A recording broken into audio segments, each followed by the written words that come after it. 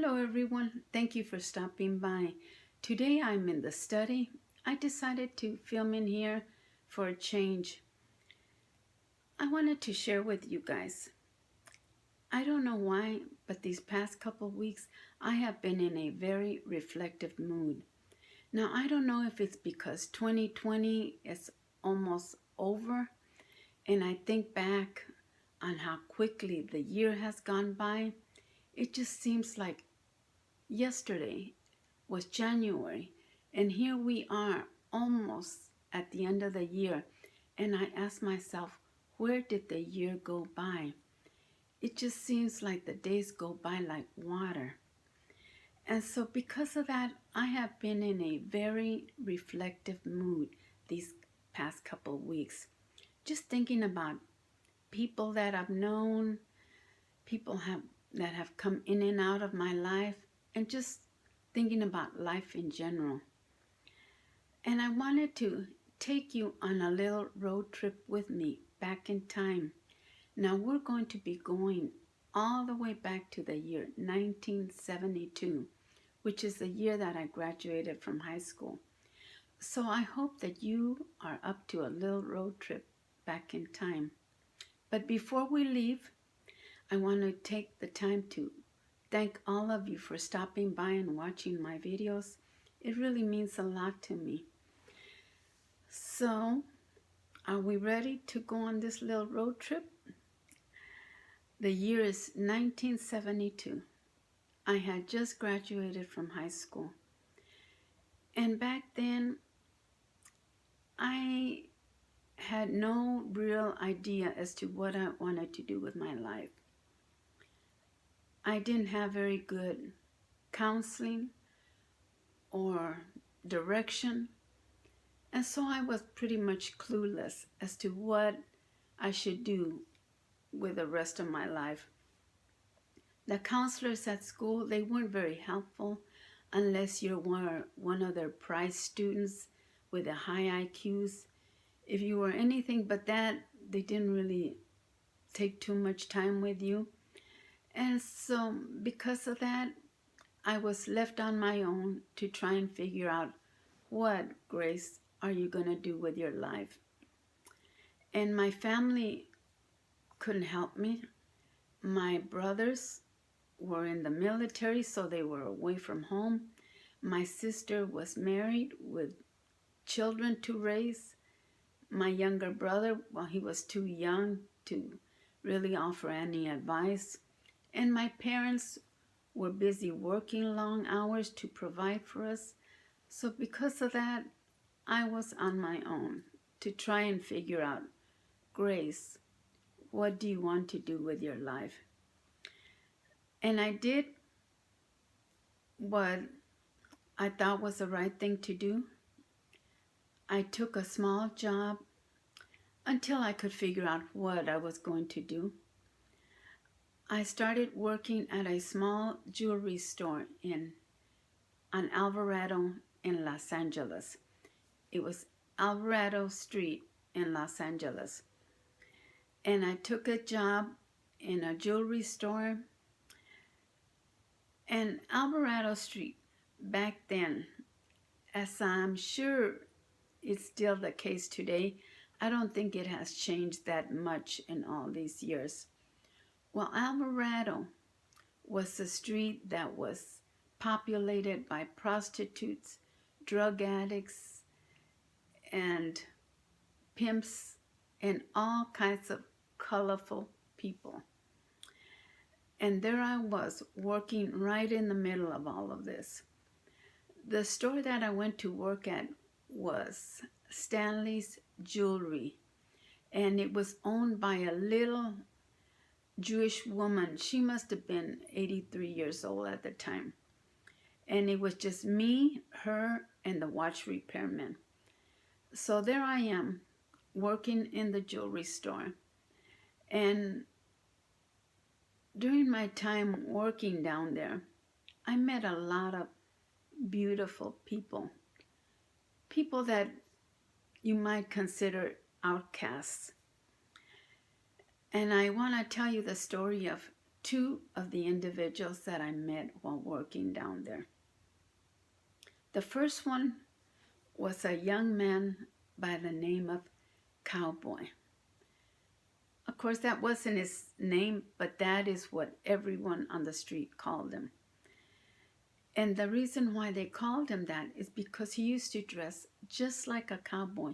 He wore a cowboy hat, he wore spurs on his boots, and he walked around playing a 2-string guitar that he had found in the dumpster.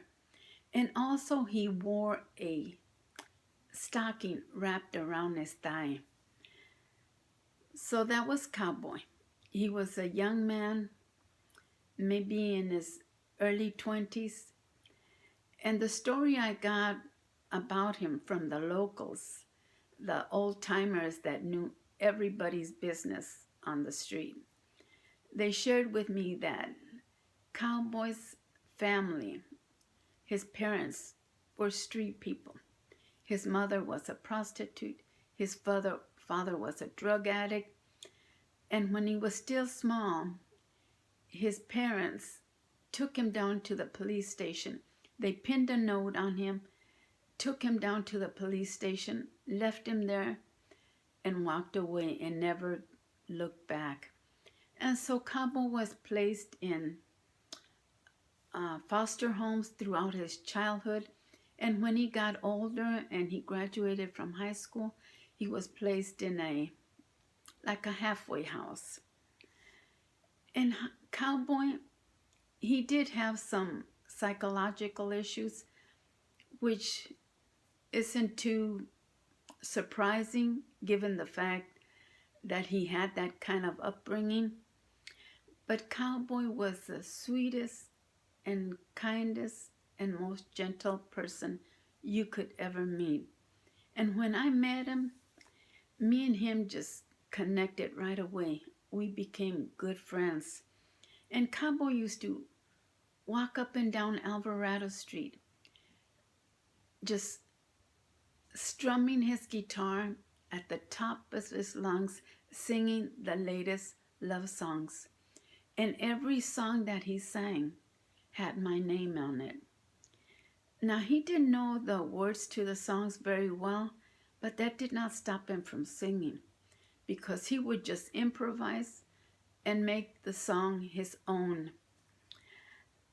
And he would come around pretty much every day just before we closed. He would stand at the front of the display window, and he would be there strumming his guitar, singing love songs to me, like I said, at the top of his lungs. And I'd be there in the display window, pulling jewelry out to put it away in the safe box, and I'd have this great big light shining on me. So it wasn't enough that I'm there, being the center of attention for all the pedestrians that were coming and going. But you also had Cowboy standing outside, singing like crazy to me.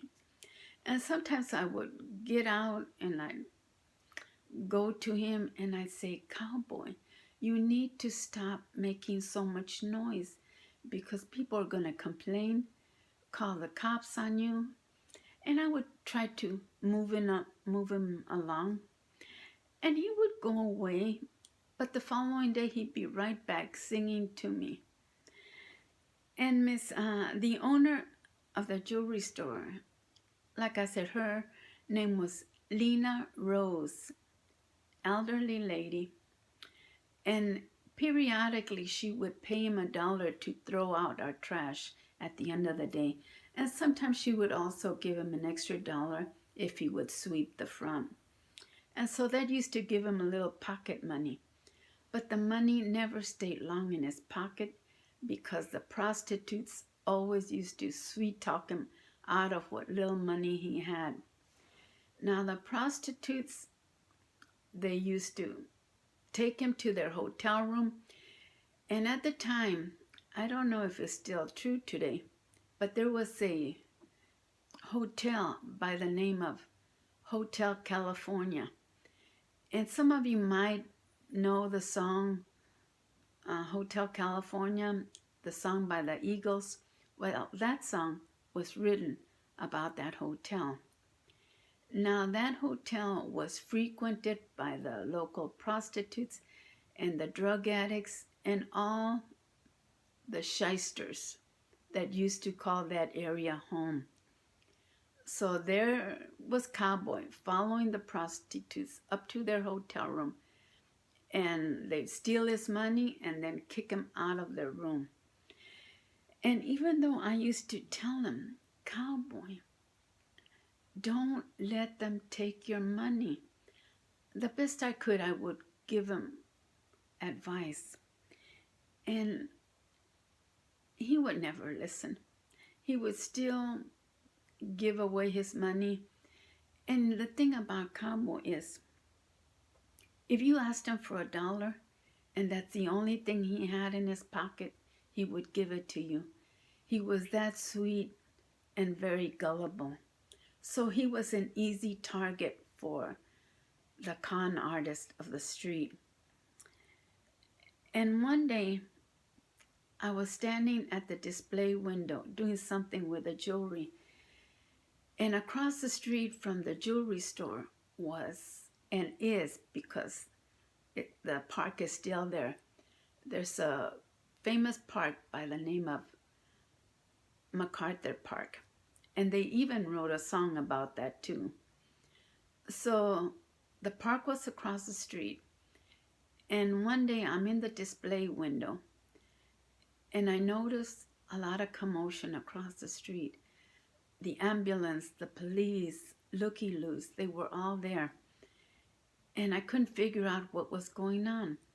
So later that day, when the police officers that used to walk the beat, because back then police officers used to walk the beat. So they were passing by, and as was their custom, they stopped by to say hello to us and check up on us. And I asked them, what was all the commotion going on across the street earlier? And they said to me that they had pulled Cowboy's body out of the lake. And when they said that, I was so crushed. I could not believe the words that they were saying to me. And they also said that they didn't know if it was an accident, that he accidentally fell in, or that he jumped in on his own.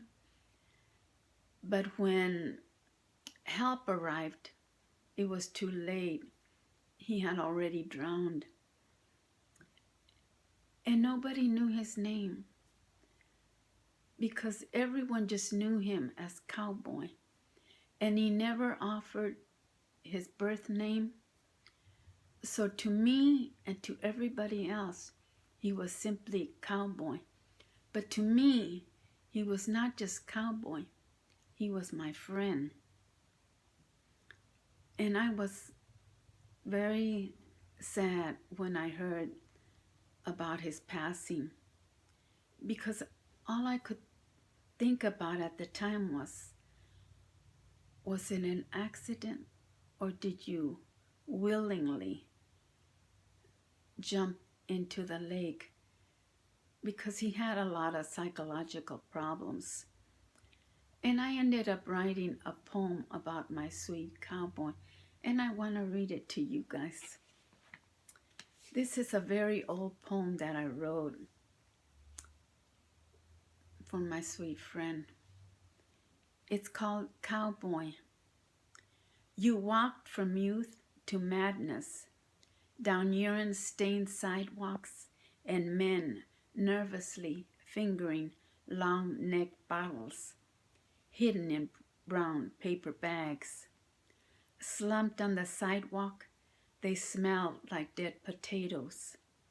Past painted ladies and pleated faces, their age padded under heavy rouge. Exiled to the sidewalk's edge, he nervously sped by in nickel-plated spurs, and jeans pulled past your natural waistline. Like a persistent cold, you hung around, strumming a two-string guitar while playing our song, Amazing Grace, from brown, stubby fingers. You pantomimed the day's love song. Each one had my name. I tolerated you in the silk stocking wrapped around your thigh. You wore it with pride for the girl that once showered you with thorn flowers. Your innocence brought secret smiles to my face. The day they carried you from the lake, I cried from my storefront window. The officers didn't even know your name. I've forgiven your suicide and the cry that went unsaid. Cowboy, you still move memories in my mind. So that's about my sweet cowboy. I mentioned the stocking that he wore around his thigh. That was given to him by one of the local prostitutes. And he wore that stocking with so much pride. And he always talked about his girlfriend, that his girlfriend had given it to him. Another thing about my sweet cowboy is that you always heard him before you actually saw him, because his spurs made so much noise on the concrete sidewalk that you could hear him coming down the sidewalk. And people, when he was walking down the sidewalk, they would skirt him because they were afraid of him. He was different. And so that caused fear in some people. But to me, I never was afraid of him because he was my friend. Tell me what you think of the poem, My Sweet Cowboy. Even to this day, I still think about him occasionally. And I think, cowboy, why, if you jumped in, why didn't you come to me first and tell me what was going on with you? He was such an easy target. I felt so sorry for him. The people on the street, the shysters, the con artists, they used to take advantage of his innocence. So he was one of the people that I met while working at the jewelry store. Another person that I met while working there was an elderly woman. She must have been in her mid-80s. The story about her is equally sad. And I got the story from the locals. Like I said, they knew everybody's business. And they shared with me that this lady had once been a Hollywood actress. And the hotel where she used to live once caught fire and her apartment burned down. And even though she was able to escape, she was left with scars all over her face and her hair was burned off completely. So, of course, she wasn't able to go back and do movies. And that affected her mentally. And this lady, she also used to walk up and down Alvarado Street. She always walked holding a mirror in front of her. And she would always be talking to the person in the mirror. Sometimes you would hear her crying. Sometimes you would hear her laughing out loud. And a lot of times she would have long conversations with a person in the mirror. And people were afraid of her also.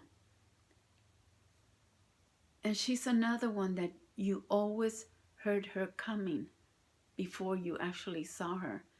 Because sometimes she would be crying so loud that you would hear her even from our store. And she didn't talk to anybody. Nobody knew her name. Nobody talked to her. She didn't talk to anyone.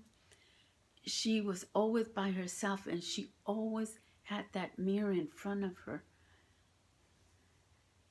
And I used to think to myself, I would love to meet her, talk to her, and hear her story. And one day I went to lunch at a little diner that was around the corner from where I worked. And it was like a Mayberry RFD little diner. And I sat on the counter, at the counter, and it was just me and another older gentleman who was sitting at the far end. And I'm sitting there eating my lunch, and all of a sudden, this lady walked in, and of all the places that she could sit, she came and she sat right next to me at the counter. Now let me tell you the thing about this lady. She might not have been all there, but she still had some smart to her, because she made a wig for herself made out of cotton balls that she glued together. And the rouge that she used on her cheeks, she patted the wig red, and she wore it. So in her mind, she was wearing, I imagine, in her mind, she saw it as a beautiful red wig. And that's what she wore. Of course, the people on the street, they all knew those are cotton balls glued together, silly woman. But I imagine that in her mind, maybe she was still a beautiful Hollywood actress with long, beautiful red hair. So she sat next to me, and I was speechless. I couldn't believe it. And she sat down. She had a little black pocketbook that she was holding on her lap like this. And she opened it up, and she took some black and white photographs, and she fanned them on the counter like a fan. And she just looked down at them. And out of the corner of my eye, I kept looking down, trying to piece together some story that would tell me a little bit about her. And one of the pictures that I saw, it was a picture of a beautiful young woman that looked just like her. And it looked like it was a professional picture. So I thought, that is her when she was beautiful and young and in movies. And here she is sitting right next to me. And she ordered a coffee. And the people that work at the coffee shop, they shared with me later that she always walked in and she always ordered only 1 cup of coffee. And what she would do is have them fill the coffee cup half full, and then the other half she would put sugar into the coffee cup, and she would wait until the coffee rose to the top, and she wouldn't stir it. She would leave it like that. She would drink her coffee, and then with a spoon she would spoon out the sugar and eat it. And so she sat there until she finished her coffee, and the whole time I'm just dying to talk to her. And when she finished, she put her little pictures together, and the pictures looked very old. She put them together. She put them in her little pocketbook, snapped it shut, and she walked away. And I never got that opportunity again to be that close to her. And like I said, nobody ever talked to her. She never talked to anybody. But I got a chance to sit next to her that day. And to me, it just goes to show you, people come in and out of our lives throughout our whole lifetime. People come in and go. Some people pass by like the wind and they're gone and you never see them again. Other people pass by and stick around for a while and then they're gone, never to be seen. And you see people like these two individuals that I met, and you just look at the exterior and you may be tempted to just judge them by what you see. Cowboy. Most everybody on Alvarado Street just considered him a crazy young man that had mental problems. But to me, he was my friend. And the lady that everybody just thought she was a crazy old woman that went around talking to herself in the mirror. But look how intelligent she was, that she created a wig for herself made out of these cotton balls. And so it just goes to show you, don't judge people just by what you see. Maybe take the time to get to know them. Find out what their stories are. I don't know. Like I said, I've been feeling very reflective these past couple of weeks. And maybe the weather has something to do with it too. It's been kind of cold and raining. But it's been putting me in this kind of mood. And I thought I'd take you along with me on this little road trip back in time. So I hope you enjoyed the little trip that we took down memory lane. I hope you liked the poem that I read about my sweet cowboy. I hope you liked the story that I shared with you about the two individuals. I want to thank you for stopping by and visiting with us. If you haven't subscribed to our channel, please consider doing so. Hit that little bell that tells you that I posted something new. Like our video, share it if you think someone will get something from it. And like I said, try not to pass judgment on people. Get to know them first. And also I want to say that no matter where you are in life, you could be having your own psychological problems, emotional problems, financial problems, problems with relationships, whatever it may be. I want you to know that God is always with you. The Bible said, I will never leave you nor forsake you. That was a promise that God made to us. He didn't say, I will be with you unless you misbehave and then I'm out of here.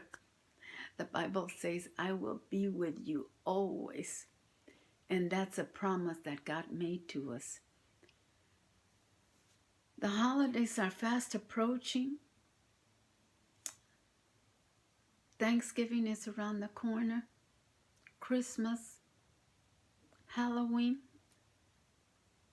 If you know somebody that is going to be spending the holidays by themselves, especially Thanksgiving and Christmas, do the right thing and reach out to them, even just to let them know that somebody is thinking about them.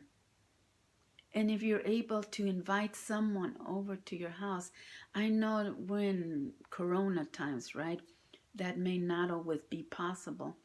But maybe you can make something, whatever you're preparing for Thanksgiving or Thanksgiving or Christmas, maybe make a little extra, make a plate and take it to someone that you know is alone, and let them know that you're taking something to them, and leave it on their front door. You don't have to come near them. Think about these people, like I said, that are spending the holidays by themselves. Me, you know what I do? I spend my holidays with my homeless. Christmas, we always have a Christmas party. Thanksgiving, we always have a Thanksgiving party. And of course, I don't neglect my husband, all right? Um, but I try and spend it with them, to share my time with them and let them know that I care about them. I also want to take a little time to thank all of you that have donated to my homeless ministry. And I always say, it's not my ministry. This ministry, Amazing Grace Empowerment Ministries, is God's ministry. I'm just a vessel that He uses to do the work here on earth. And I like to say Jesus, CEO, because He is the CEO. I'm just one of His workers. Thank you again for stopping by. Let me know what you thought about this video. And lastly, I want you to know that God loves you very, very much. Come back and visit with us, all right? Bye-bye, sweetie. Have a blessed day. Stay safe. Stay blessed. Bye-bye.